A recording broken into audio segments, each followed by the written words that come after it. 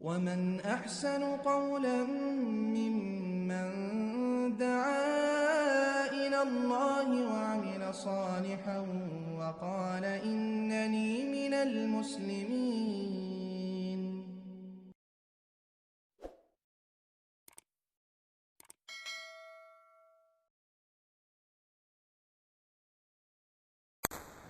ওয়ালাইকুম আসসালাম রহমতুল্লাহি বারাকাতুহু।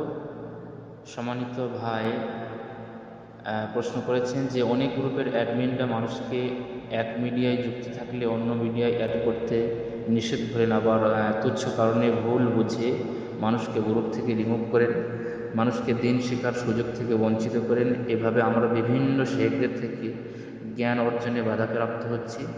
এই বিষয়ে কোরআন সুন্নাহর আলোকে ইসলামের নিয়ম কানুন কী আছে জানাবেন।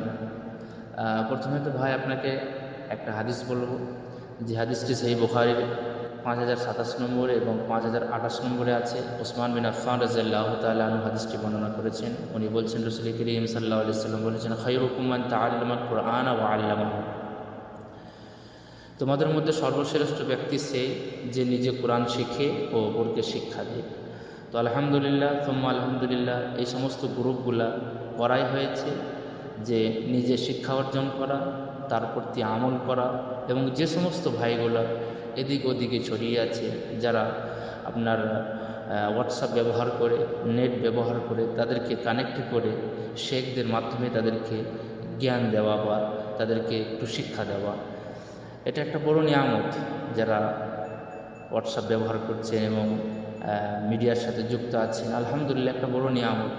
এবং যে ভাইরা মেহনত করে যাচ্ছেন, আল্লাহ তাবারক তাআলা অবশ্যই তাদেরকে এর উত্তম প্রতিদান দেবেন।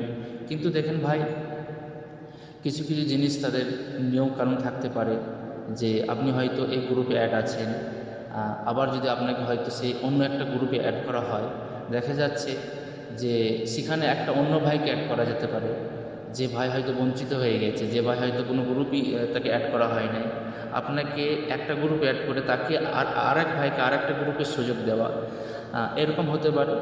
তো আর ছোট ছোট ত্রুটির কারণে, ছোট ছোট ভুলের কারণে যদি মানে কেউ কাউকে বের করে দেয় গ্রুপ থেকে, এটা অবশ্য দুঃখের বিষয়। এটাকে পরামর্শের মাধ্যমে এবং কথোপকথনের মাধ্যমে এটাকে মানে আপনার সলভ করে নিতে হবে। কেননা ভালো কাজ করতে গেলে শয়তান সবসময় লেগে থাকে। ইন্না শায়তান ইয়াজরি মাজরাদ দাম, শয়তান মানুষের শিরা অপসরায় ঘোরাঘুরি করে।